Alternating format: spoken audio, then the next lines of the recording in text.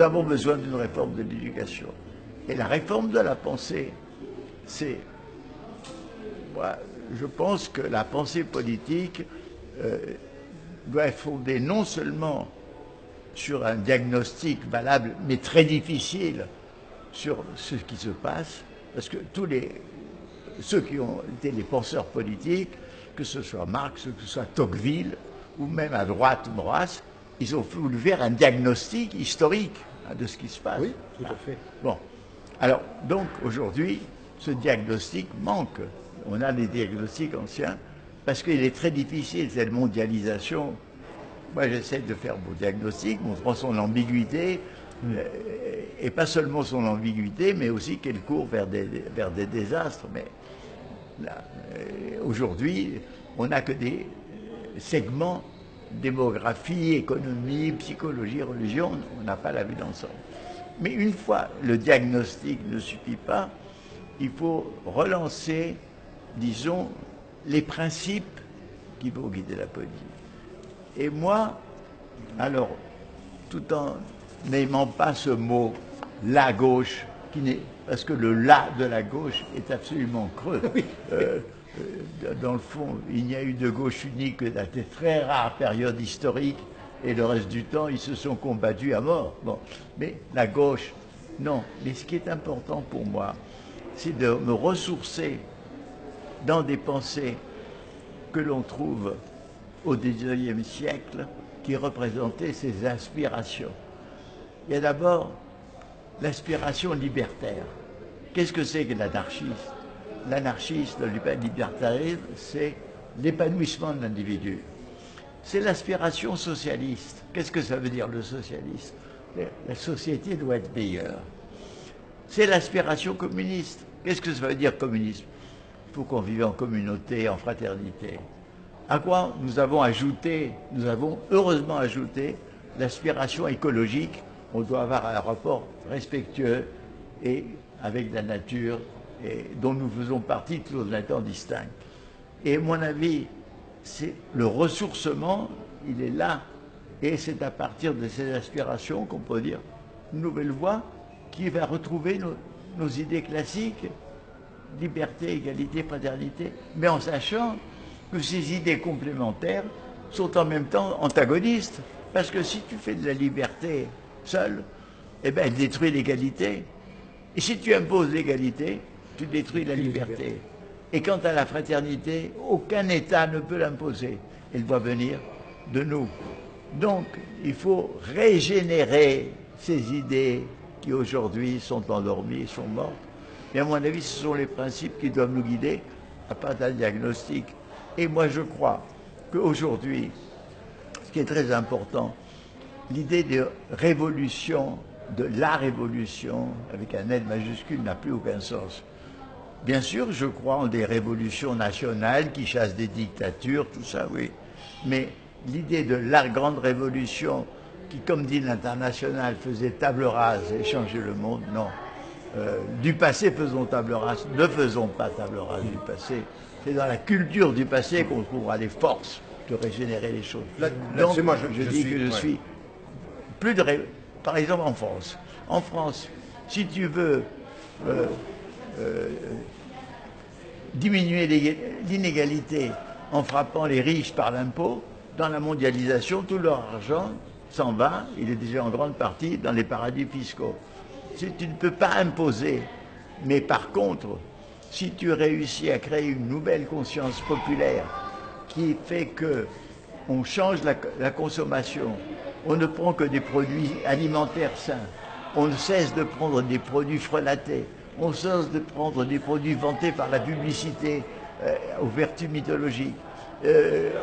Si on change de comportement, si on change de vie, si on change de sang, à ce moment-là, nous pouvons faire régresser le pouvoir de l'argent, du profit et du calcul.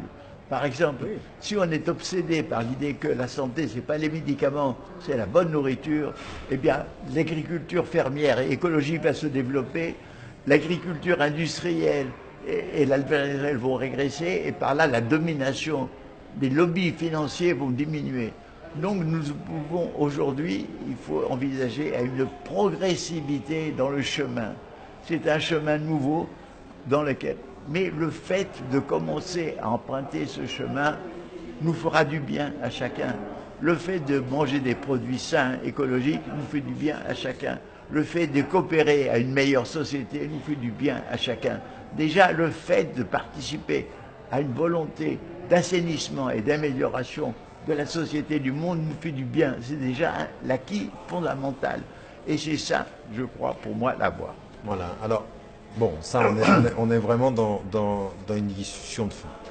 Je vais essayer de t'exposer comment, de l'intérieur de ma tradition, aujourd'hui, je pose un certain nombre de jalons sur quelque chose dont on a parlé, dont tu viens de parler tout à l'heure, qui est la notion de résistance. Comment repenser le politique ou repenser l'éducatif, par exemple, dans la société qui est la nôtre, qui serait une réponse à ce qu'on considérerait comme la régression de notre civilisation ou la régression de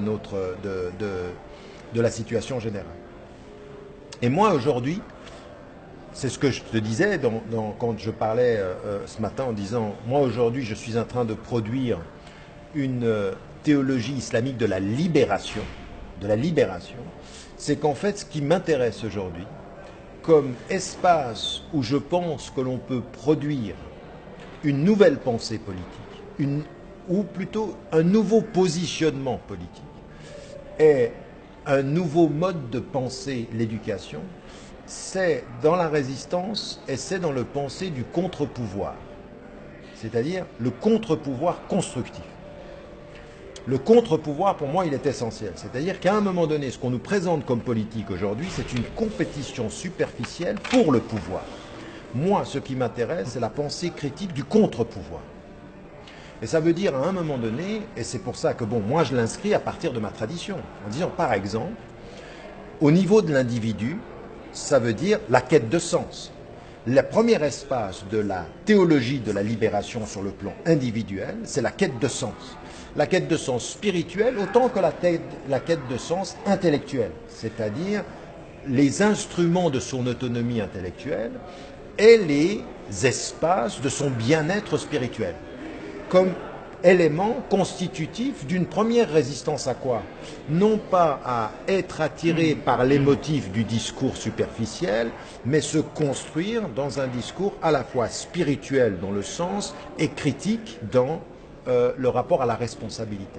Ça, pour moi, ce sont des... Donc, ce que je vais regarder aujourd'hui dans notre civilisation, ou par exemple dans les sociétés majoritairement musulmanes, parce que pour moi, on est en face des mêmes défis.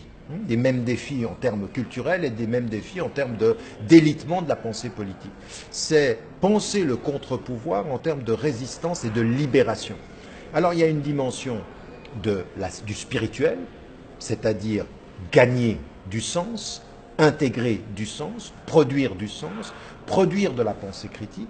Et ensuite, dans ce qu'on a dit par exemple, il y a tout ce qui va être de résister et de construire une pensée par rapport à la marchandisation, c'est-à-dire de ce qui va être la réhumanisation.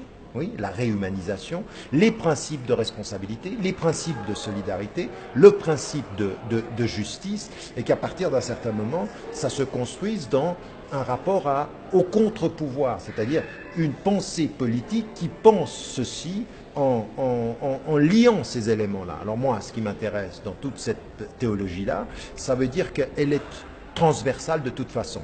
Elle part de l'individu dans sa quête de sens, de l'individu dans sa responsabilité, de l'individu dans sa solidarité et de l'individu dans son rapport à l'environnement, dans sa façon de consommer, la résistance par une certaine forme de consommation, la résistance par une certaine forme de solidarité, la résistance par une certaine forme d'internationalisme, c'est-à-dire qu'à partir d'un certain moment, comprendre que mon destin ici ne peut être pensé qu'avec la relation du destin ailleurs, c'est-à-dire véritablement une pensée qui est locale, mais une pensée qui ne se coupe jamais de l'international. J'en suis arrivé là, moi, cette théologie de la libération, c'est-à-dire qui revient à ce qu'on avait en Amérique latine, mais pas du tout avec simplement la lecture des pauvres. C'était la lecture des pauvres tels que, par exemple, Gutiérrez ou pauvres. Moi, c'est pas ça qui m'intéresse. C'est beaucoup plus profond que ça. La lecture des pauvres, c'est un des volets. Mais par exemple, il y a dans la théologie, dans la libération, quelque chose qui est éminemment éducatif. C'est-à-dire l'éducation, c'est un processus de libération. La spiritualité, c'est un processus de libération. Et donc, aujourd'hui, je pense que là où on peut se réconcilier avec les peuples, c'est où on peut se réconcilier avec leur aspiration, c'est au lieu d'accompagner un mouvement ou de constater ou d'observer le mouvement des peuples vers on a tout essayé, pourquoi on n'essaye pas ça, finalement c'est notre pays et notre identité, c'est-à-dire le discours de l'extrême droite ou des populismes au sens où je l'entends moins, voilà, donc ça, c'est accompagner les peuples dans quelque chose qui est un autre type de discours, parce qu'en fait, il y a quelque chose qui est tout à fait paradoxal.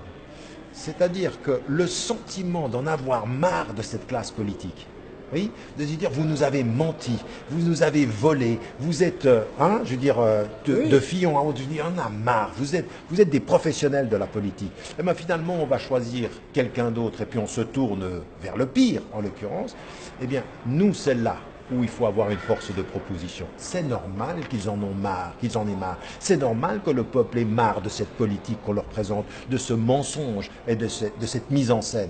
Il faut proposer autre chose, mais qui soit dans l'accompagnement et dans le respect du peuple. Et pour moi, c'est cet élément positif que je vois dans le peuple qui est de ce rejet d'une certaine corruption du pouvoir ou d'une certaine distorsion du pouvoir, de lui donner un caractère positif de résistance à partir de ces sujets-là.